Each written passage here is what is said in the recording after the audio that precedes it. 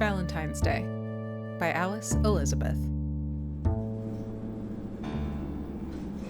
Valentine's Day. I hate it. All those couples out there on romantic dates, staring into each other's eyes all gooey and gross. It makes me want to vomit. Sure, I'm glad for them. Being in love and all, I'm sure it's great. But for me, the day is just another reminder. I feel my phone buzz with a new message. I move the heavy duffel bag that I'm carrying to my other shoulder so that I can reach into my pocket and get my phone. 7 p.m. at Marcello's. I consider not responding. I consider responding with a thumbs up. But eventually I go with a straightforward, see you there. I spend far too long thinking about punctuation and finally decide on none. A full stop makes me sound terse. An exclamation mark makes it sound like I'm looking forward to it. A smiley face is right out of the question, and I am not the X's and O's type. Jeepers creepers, this bag is heavy though. I can't believe there's only standing room on this train. What I wouldn't give to be able to put this thing down for a bit. And I have to lug it around for hours yet. I'll get to the city at about 4 o'clock. We'll stop by Raz's shop to pick up the rest of the stuff I'll need. He'll want a chat. He always does. So I've left myself plenty of time to listen to him rattle on about whatever. I do not want to be late getting to Marcello's. I cannot be late getting there. Next to Marcello's is a park, so my plan is to get there super early and wait it out until 7. I've got a book. I'll grab a coffee on the way. I'll just sit and read and not think about what's coming up. I fall into a bit of a doze thanks to the rocking motion of the train, and my deliberate attempts to dissociate from the pain in my body where the strap of the duffel bag is cutting into my shoulder. I nearly miss my stop. It's only because some teenager just about pushes me over that I snap out of my haze. Raz's shop in the city is down one of those back alleys that you wouldn't want to be alone in after dark. I always have a bit of trouble finding it, but today I can't miss it. He's got a new sign out on the front. Rasputin's Grotto, grimoires and amulets. Decorated with pentagrams and nonsense runes. I walk through the door and Raz pokes his head out from the back room. Well, hey, I've been expecting you. Got your package right here, my friend. He says cheerfully. What's with the new frontage? I ask. Are you overstocked in apostrophes and trying to get rid of them? Hey, you are the 4th person to tell me about the grammatical errors on my sign today, young friend. But all I have to say is that my clever little marketing gimmick has worked. They come in to smugly tell me how stupid old Rasputin is not being able to use an apostrophe or spell, yet here they are in my store. Once they are here, well, it's hard for them to leave without making at least a small purchase, no? Huh. I'm impressed, Raz, I say. Anyway, you are here for your package. Let me get it. And he disappears again into the back room. I put the duffel bag down on the counter, glad to be free of the wait for a while.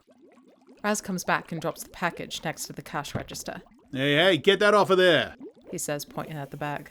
You know better than that. You can't leave it unattended, especially in a place like this. He waved his hands to indicate the store full of eldritch books and artifacts. So, he continued, opening the box containing my special order. In here, we got your book. Now, I don't know what incantations you're planning to use, but this is all fairly basic level stuff, and I know you know what you're doing. He put the book to the side. Oh, here's your goat horn, your dry flea powder, your extract of canticular fungus, and your 5-pack of fairy wings. I grabbed the fairy wings and shoved them in my pocket. They're not for me. I just offered a friend to order them with my stuff so we could share the cost of shipping. Uh-huh. Said Raz. Yeah. And now you know as well as I do, asking questions is a dangerous game in our line of work. I don't care what you do with them, as long as I get paid. Speaking of payment, this lot did not come cheap. I couldn't get it wholesale, so it's going to cost you a little more than what I initially quoted you. I'd been expecting this. Raz was always finding ways to charge you a little extra. I managed to haggle him down just a little, but he still got the better end of the deal.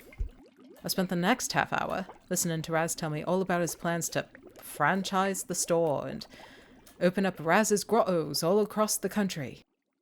I made my way with the duffel bag, and now also my box of supplies, to the park near Marcello's.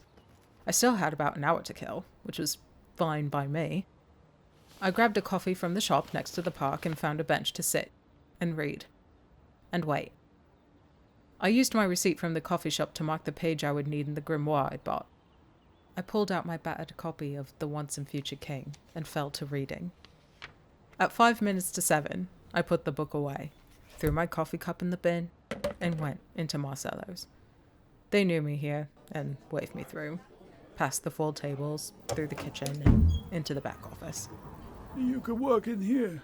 Marcello himself told me. I send your client through as soon as they arrive. I laid out my tools, and at 7 on the dot, she walked in.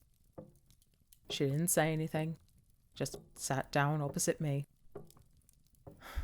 We'd been doing this every year, every Valentine's Day for nearly a decade now. I appended the duffel bag onto the table between us. An assortment of human remains tumbled out. She deftly grabbed the skull as it rolled off the edge of the table. It wasn't just bones. There were organs in Ziploc bags, limbs with the muscles and skin still attached, an assortment of eyeballs and ears and noses. She sorted through the remains until she had a pile she seemed satisfied with. "Let's begin," she said. I started the incantation, cast the spells, and invoked dark forces that were barely within my control. The flow of energy into the room was sudden and always took me a little by surprise.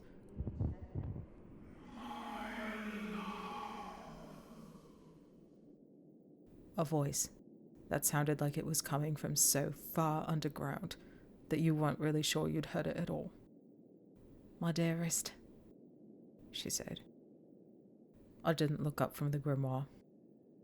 1 year I had, and the writhing mass of darkness I'd seen had given me nightmares so bad that I nearly hadn't come back for the next year.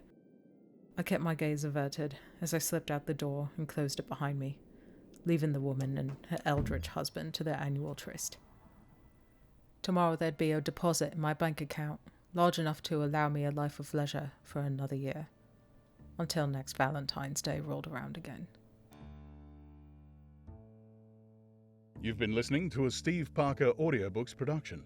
For more content, please visit steveparkeraudiobooks.com or find us on YouTube.